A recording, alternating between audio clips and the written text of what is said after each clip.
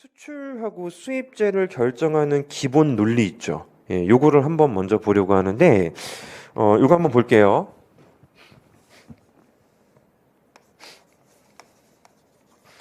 우리나라에서는 어떤 제품이 1,000원에 팔려요. 이게 폐쇄경제 기준으로 거래를 안 하고 있습니다. 우리나라에서 1,000원에 팔리고 있는데, 세계 시장에서는 1,500원에 팔리네? 비싸게 팔려요. 그럼 상식을 담습니다.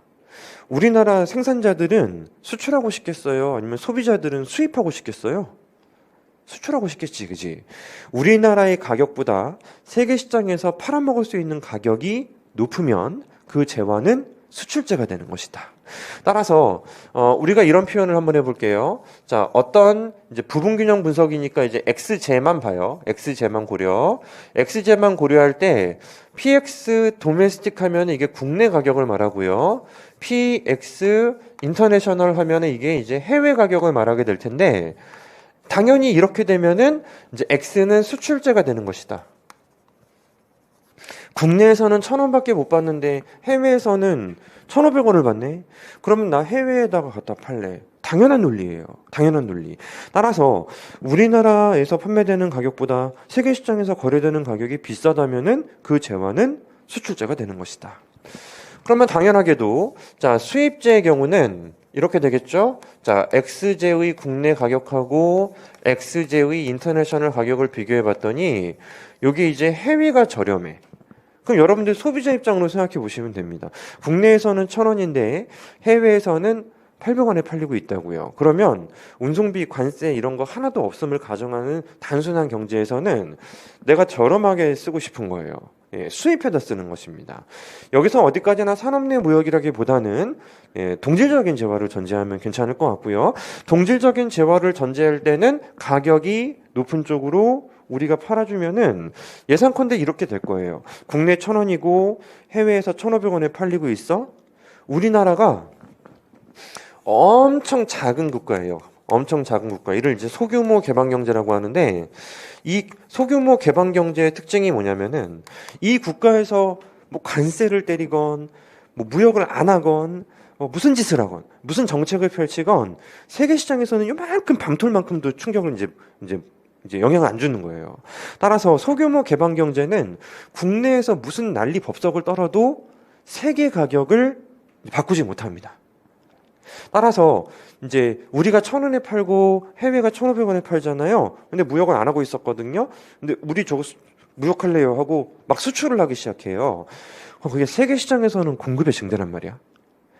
어느 시장이건 공급이 증가하면은 원래 가격이 떨어지기 마련인데 소국은 그래도 가격을 떨어뜨리지 못한다는 겁니다. 따라서 소규모 개방 경제는 그냥 요게 인터내셔널 가격 있죠? X로 이야기하고 있으니까 XJ 인터내셔널 상대 가격 있잖아요. 이 XJ 세계 가격은 절대 이제 바꿀 수 못 씁니다. 이거를 바꿀 수 없다. 무슨 일이 있어도 이제 바뀌지 않는 거예요. 따라서 소국을 전제한다면은 세계 가격은 절대 안 바뀔 것이기 때문에, 따라서 소규모 개방 경제 입장에서는 국내에서 뭘 해도 그냥 인터내셔널 가격은 상수로 받아들여야 되는 고정된 값입니다. 하지만 자, 대국의 경우는 좀 달라요.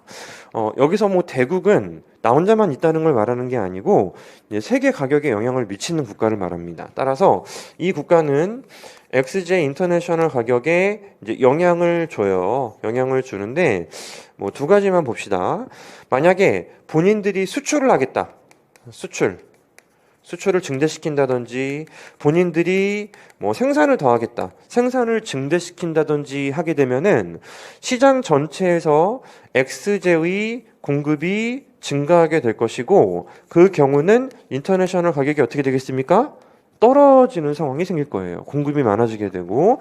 자, 이 국가가 만약에 예를 들어서 이제 수입이 조금 증가하는 충격이 생겼다든지, 또는 수입제를 생산해 버렸어. 수입제를 국내에서 생산한다면은 예상컨대 국내의 수입이 그지 늘어나겠죠?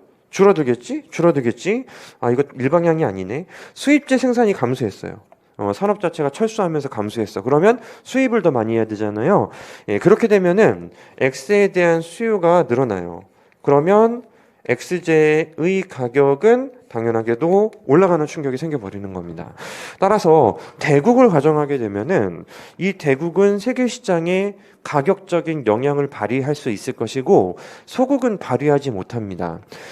그래서 이제 대국을 전제하면은 조금 복잡해질 수 있고 소규모 개방 경제를 전제하면 굉장히 간단하게 해결이 될 수가 있는데 이제는 그림을 그려볼게요. 그림을 그려서 소국을 한번 이야기를 진행해 보려고 합니다. 여기 Q, 여기 P. 자, 첫 번째는 어떤 국가에서 수출이라는 행위가 발생하는 경우를 한번 전제해 볼게요. 자, 교점을 조금 밑에 그리려고 하는데 이렇게 우하향하는 것을 QD, 자, 수요곡선이라고 하고 이렇게 우상향하는 것을 QS, 공급곡선이라고 합니다. 자, 이 국가가 완전 경쟁이고 폐쇄 경제라고 전제한다면 그렇다면 여기 교점에서 가격이 이렇게 현재 설정이 되고 있을 것이고요. 이제 도메스틱이라고 붙여보죠. 도메스틱이라고 붙이면 되겠고 여기가 원래 도메스틱 생산량이자 도메스틱 수요량일 거예요. 그죠? 도메스틱 수요량. 근데 이 국가는 아직 자유무역을 안 하고 있었는데 세계 시장에서 이 재화가 이 교점보다 조금 더 위쪽에 팔리고 있는 거예요. 근데 그 이유가 뭐냐면 월드 수요하고 월드 공급이 이런 데서 교점이 설정되고 있는 거예요. 인터내셔널 가격이 좀 위쪽에서 설정되고 있기 때문에 현재 자, 요 정도의 그 가격을 이제 이 국가에서도 이제 선택을 할 수 있어요. 그러면 말씀드린 것처럼 국내에서는 1,000원에 팔리고 있고 해외에서는 1,500원에 판매가 가능하다면 이 국가는 당연하게도 공급자들이 뭐지? 나 해외에 내다 팔면은 1,500원 벌 수 있는 거야? 라고 인식을 하게 될 것이고 따라서 일단은 그러면 나 1,500원 받고 팔래요 할 거란 말이에요. 그래서 인터내셔널 가격에 해당하는 만큼 나 조금 더 생산량 증대시킬게요 하면 이제 공급량 생산량은 이제 Q1S로 커지게 되는 것입니다. 자, 근데 문제가 있어요. 국내 소비자들이 원래 1,000원에 제품을 구매하고 있었잖아요. 공급자 찾아가서 예전 가격으로 주시면 안 돼요? 물어봐. 안 돼요. 안 된다고 합니다. 왜 안 되냐면은 그 세계 가격 추출하면 1,500원 받을 수 있잖아요. 그럼 당연히 너네들한테 1,000원에는 공급 못 하는 거예요.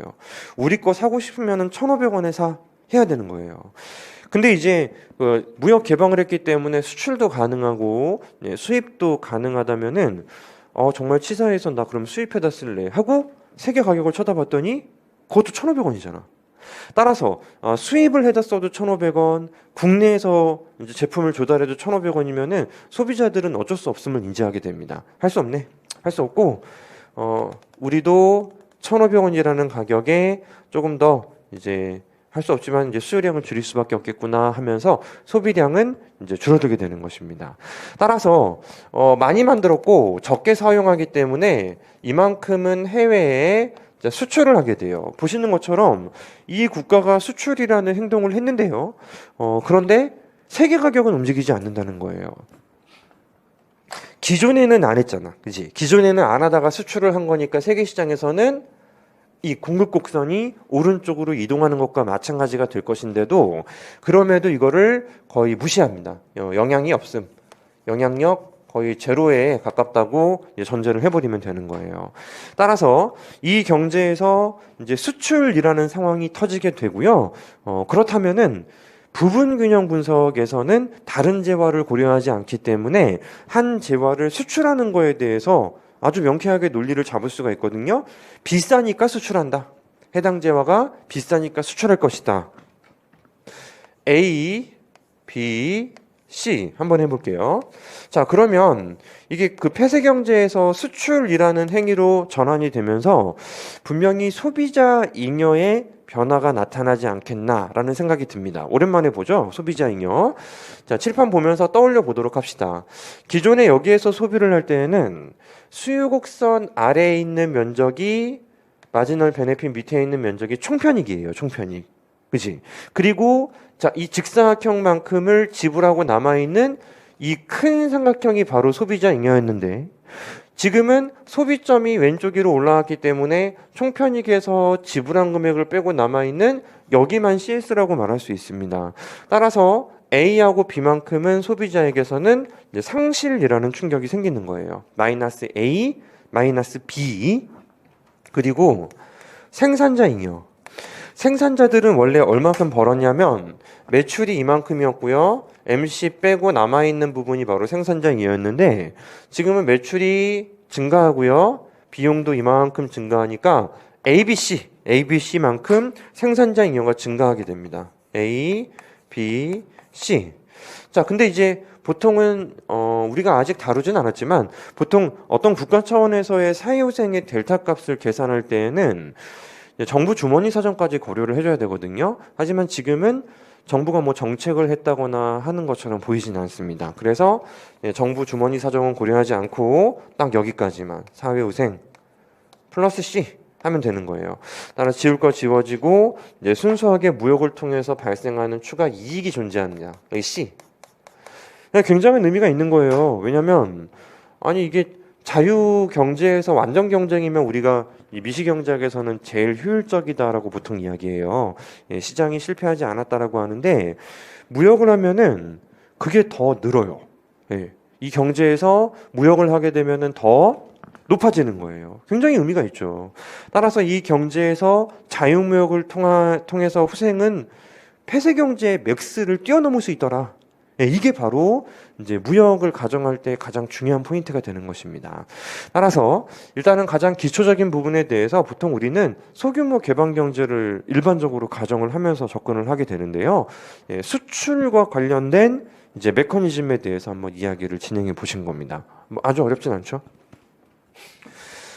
자, 그러면 칠판을 보면서 말씀드릴게요. 출제되긴 어려운데 만약에 폐쇄 경제였던 이 국가가 대국이었어.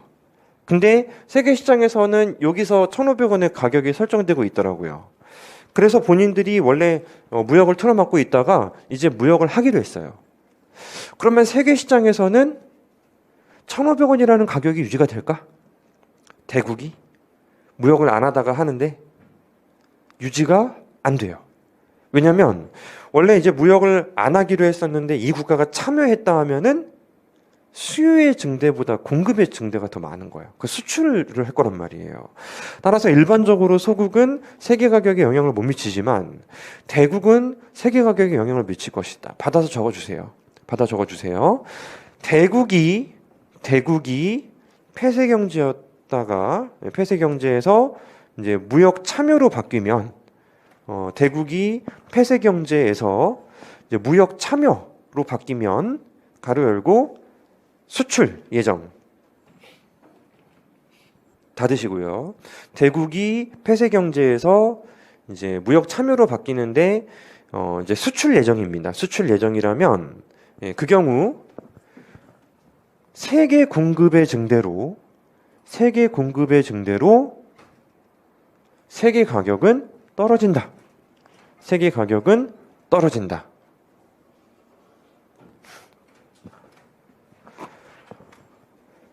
근데 뭐 모르겠어요. 얼마나 떨어질지 모르겠는데 1,500원이라는 가격이 뭐 1,400원이 될 수도 있고 뭐 다만 1,390원 뭐 1,399원 조금만 떨어져도 그건 대국이에요. 그래서 일반적으로 이제 소국과 대국이 이제 세계 시장에 미치는 영향력이 다르기 때문에 이제 소국을 전제하면은 뭐 인터내셔널 가격은 불변이다라고 하지만 대국을 전제하면은 이제 세계 가격이 이제 영향이 이제 발생할 수 있게 되는 것입니다. 그래서 이런 게 중요해요. 대국을 전제할 때에는 소국에서 변화하는 저거보다 조금 더 이득들이 감소하게 될 거라고 봐봐요. 이거 그냥 이미지만 잡아요. S가 오른쪽으로 더 가는 게 대국이고 세계 가격이 떨어지는 게 대국이라면은 요거 이득이 조금 줄겠죠. 이런 그 차이점이 존재할 수 있는데 따라서 대국이 폐쇄 경제였다가 참여하는 것을 출제를 하는 건 조금 애매해. 왜냐하면 이제 세계 가격이 얼마나 떨어질지를 명쾌하게 이제 판단을 내릴 수가 없잖아요. 그래서 이제 출제를 대부분 소국으로 하는 거예요. 자유무역을 이제 하기로 했다 하면서 소국으로 보통 많이 전제를 하는 거예요. 자, 그러면 이제 두 번째는 이제 수입을 기준으로 정리를 해드릴 것인데, 진짜 어디까지나 이건 정리에 불과합니다. 완전히 정리에 불과하고, 여기 Q, 이쪽에 P 잡아주고요. 이번엔 제가 교점을 좀 위에 한번 그려볼게요. 이게 QD고, 이게 QS이고, 폐쇄경제일 때는 P0, 폐쇄경제일 때는 이제 Q0. 자, 이렇게 현재 균형이 달성되고 있습니다. 공급량과 수요량은 현재 완전히 동일하게 돼요. 자, 세계 가격이 어디에 있나 한번 찾아봤더니 인터내셔널 가격이 여기쯤 있는 거예요. 소국을 먼저 볼게요. 월드 수요와 월드 공급, DW라고 해놨네 내가. 월드 공급, 여기에서 인터내셔널 가격이 현재 설정이 되어 있다면은 이 국가는 그 가격을 아마도 받아들일 겁니다. 인터내셔널 가격이 아래쪽에 위치하기 때문에 생산자들이 조금 곤란한 상황이 생겼어요. 먼저 소비자 이야기부터 해볼게요. 소비자들은 기존에 예를 들어 2,000원이었어. 근데 세계 시장에서는 1,000원에 팔리고 있습니다. 따라서 생산자 찾아가요. 너네들도 우리한테 1,000원에 공급할 거지? 아니, 일단은 아닌데, 그러면 우리 해외에서 1,000원에 이제 사올 수 있기 때문에 너네들 1,000원에 공급 안 해주면은 우리는 해외에서 수입할 거야. 따라서 일단은 국내에서 조달하건 해외에서 조달하건 수요량 자체는 자, 이만큼으로 늘릴 것을 일단 예정을 하고 있습니다. 생산자들은 기존의 가격으로 하나도 못 팔아요. 이제 해외에서 얼마든지 낮은 가격으로 들고 들어올 수 있기 때문에. 그럼 생산자들도 어쩔 수 없이 이렇게 생산량을 1,000원 기준으로 줄일 수밖에 없습니다. 그래서 여기서부터 여기까지가 지금 보시는 것처럼 더 많이 써야 되는데 모자라죠? 자, 이 길이를 우리는 이제 수입을 하게 되는 것입니다. 이 길이만큼 수입을 하게 될 것이고, 자, 똑같이 한번 해보죠. 면적이 A, B, C 정도만 있으면 될 것 같은데, 이 과정에서 소비자들의 잉여는 더 많이 쓰니까 증가할 것 같은데요.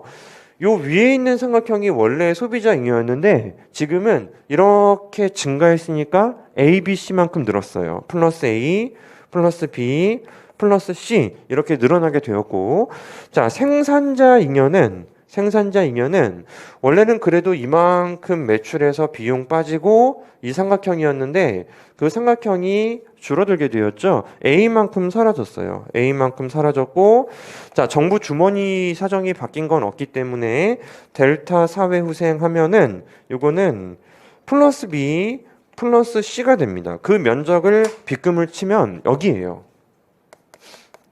그래서 이 역시 마찬가지로 무역을 통해서 굉장한 이득이라고, 의미라고 볼 수가 있는 겁니다. 왜냐하면 여기 봐요. 여기에서 균형이었다면은 폐쇄경제 기준으로 가장 후생이 커질 수 있는 점에서 균형이 달성되고 있었던 것인데, 자유무역을 했더니 수입이라는 행위를 통해서 그거보다 더 높아질 수 있다는 겁니다. 이건 굉장한 의미를 갖는 거죠. 왼쪽도 그래요. 왼쪽도 수출이 발생하더라도 플러스가 생기고 수입이 발생하더라도 플러스가 생기기 때문에 야, 이거는 대박이다. 자유무역을 해야겠다. 부분균형 분석에서 자유무역이라는 것은 굉장히 필요하고 필수적이다라고 볼 수 있는 것입니다. 따라서 어떤 경제에서는 부분균형 분석이라고 해요. 제가 부분균형 분석이라고 하고 있죠.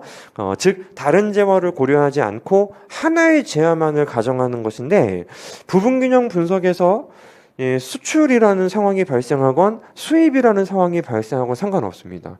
어떤 경우를 하더라도 후생은 커지게 되는 거예요. 그럼 하나 더 마지막으로, 대국인데 아까 필기한 거 다시 할 건 없을 것 같아.